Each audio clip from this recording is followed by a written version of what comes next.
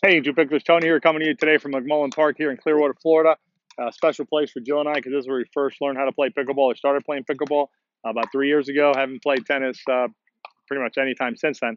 So anyway, I wanted to play some pickleball today and wanted to prepare a video for you on how to handle out balls or how to avoid out balls. It's a real important topic. It's a real easy way to improve your game and to get better results playing pickleball. What I'm going to do today is talk to you about two rules that you can generally apply. They're not going to apply all the time, but they're generally going to apply to most situations, and then give you two other suggestions on how to help avoid out balls. Let's get into it. In this video, we're going to go over some general rules on letting out balls go. I'll publish another video on a little more analytical approach to dealing with out balls in terms of evaluating the conditions, the players, and things like that. This video, though, is just to give you a couple of general rules that you can apply most of the time in play and should help improve your results. All right, so the first rule I want to talk about is any ball that is driven at you, meaning hit hard towards you, that is, say, roughly around shoulder, chest, or shoulder or higher, let it go. Probably going out. I'll show you some examples of that in a minute on some match footage that'll show you how that works. In this first point, I'm going to drive the ball down the middle. My friend Steve intercepts the ball, even though it's shoulder high. That ball's probably going out, and he's better off letting it go. Instead, he hits it and kind of bails me out of the situation. In this next point, you're going to see another drive from the baseline area. It's going to be high. It's going to be at Tom's shoulder. Tom rolls out of the way, lets it go out of bounds. Here, you're better off just letting the ball go out of bounds. Second rule is if anybody drives the ball or hits the ball hard from underneath the net, the height of the net, anywhere near or at the no volley zone, let the ball go. So if someone gets ready to hit the ball, so they're getting prepared to hit the ball from a low position, anywhere at or near the no volley zone, just get out of the way and let the ball go. More likely than not, the ball's going to go out. Unless you have a really good read on it, you're better off, more often than not, letting the ball go out. In these next two shots, you're going to see balls that are attacked right around the net, but basically with somebody coming forward or someone near the no volley zone, first Steve and then John. Both of these balls are being attacked near the net and they're going to go out, so Jill and I both let them go out of bounds. In this next shot, Ross is attacking the ball from way under the net. He hits it high and I just let it go out of bounds.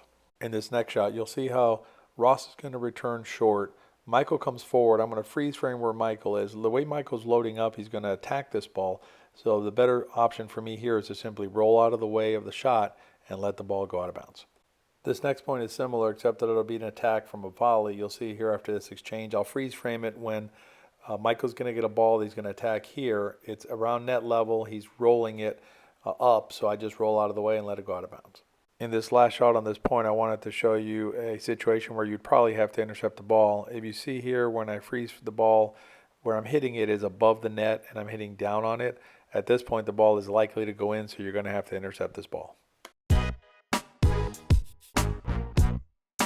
So those are the two rules. Now I want to give you two pieces of advice in terms of how to handle out balls. One is don't worry if you let an out ball go and it lands in, that's perfectly fine. A lot of times we hit balls because we're embarrassed. We don't want to let the ball land in and then have to call it in. Don't worry about that. Playing today, I let two balls that I thought were going out land in. They landed within an inch or so of the baseline, but I'm still not going to change my tactic because I got another 3 or 4 points by letting other balls go out. If the ball lands in, it lands in, that's fine. The key is when you make the decision, did you make the right decision at that time? Don't look at it in hindsight in terms of did the ball land in or out as to whether you made the right decision at the time you made the decision. The other piece of advice I want to give you in dealing with out balls is you have to pre-move. So if you believe the ball is going to be out, in other words, if you see somebody loading up for a low ball near the no volley zone, you have to start getting ready to move before the ball gets hit. If you wait till the ball gets hit, it's too late. A lot of times you hear people say, well, it's coming at me, I didn't have time, things like that. That's probably true at the time that they made the decision. That's why you have to pre-make your decision to move, and you have to be ready to move before the ball gets hit so that you can get out of the way in time. I'll show you some footage. I'm preparing to get out of the way before the ball gets hit so you can see what I'm talking about.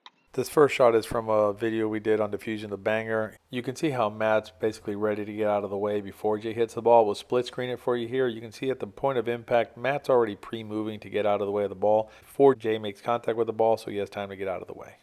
I want to use this point to show you several aspects of not just getting out of the way, but of how to anticipate or read the situation. So here we have some exchange back and forth.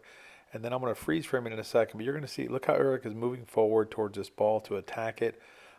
You can see how he's basically moving forward in an attacking posture here. You'll see a couple of things I want to point out here is look at Ross move over towards the middle to cover the middle. And then if you see my movement there on the right, you'll see that I'm basically trying to move into position to cover, but I'm also ready to get out of the way if I need to, which is what I end up doing, and the ball ends up going long. This next one is another situation where you can see the way that Michael's approaching the ball. It looks like he might attack it, so you have to be ready to deal with that. And I'm able to get out of the way and let the ball go out of bounds. Hope this video has been helpful. If it has, consider subscribing below so you're notified of future videos. If there's any content that you'd like to see out there, please let us know, comment, or send us a message on Facebook. You can also reach us at our website, www.intopickle.com, pickle.com. Thanks.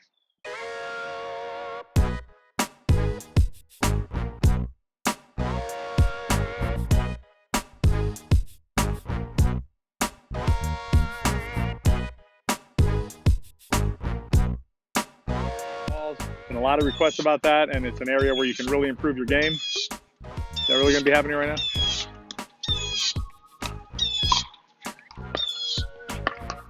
All right, video pause till Bird decides to stop squawking.